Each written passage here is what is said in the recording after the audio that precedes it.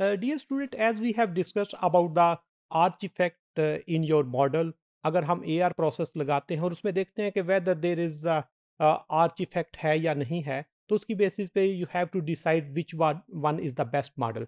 हमें आर्च पे जाना होगा, हमें गॉथ पे जाना होगा, हमें सिंपल OLS की तरफ मूव करना होगा।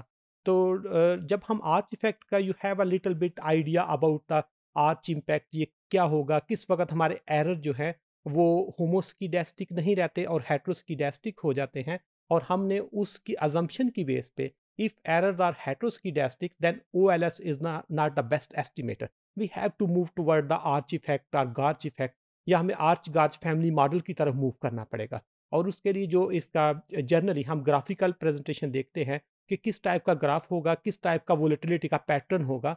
तो उसके लिए I want to share with you one of the graph on daily S&P return from January 1990 to 1999। इसमें आप देख रहे हैं there like y-axis you have the return, on x-axis you have the data on daily from 1993 to 1997। there are returns। ये return जो है market में with the passage of time change हो रहा है, जिसको हम you know about the volatility clustering, these are volatility clustering. और ये जो मूवमेंट हो रही है this is basically your variation, this is volatility.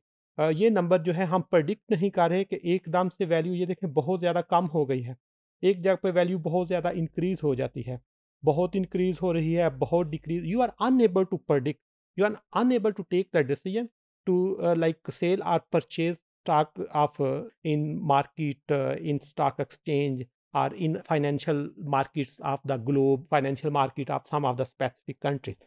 Secondly, इसमें जो volatility है like in this area there is to some extent equal variation, there is variation, but a variation is not changing with the passage of time, but in overall analysis there are different patterns।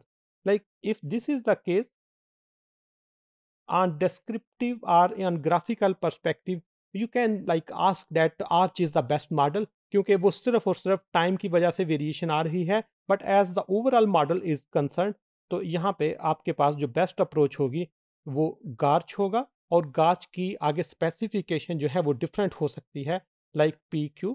आप इसके lags add कर सकते हैं, lag 1 हो सकता है, lag 2 हो सकते हैं, लैग 3। और इसको हम इसी डेटे को, इन्हीं स्टेटिस्टिक्स को ईव्यूज की हेल्प से जब रिग्रेस करेंगे तो आपके पास एक कंप्रीहेंसिव रिजल्ट आएंगे। what is happening, which one is the best model, like you are applying the arch 1 arch 2 या arch 3 या arch 4 पे जा रहे हैं, but on the other hand if you are comparing the arch and garch, तो आपका model selection बताएगा arch is the best model or garch is the best model। if garch is the best model then what are the optimum lag length you are using, like P1 Q1 or P1 and Q2, whatever you are going to use, it all depends on the model selection criteria that which one is the best model।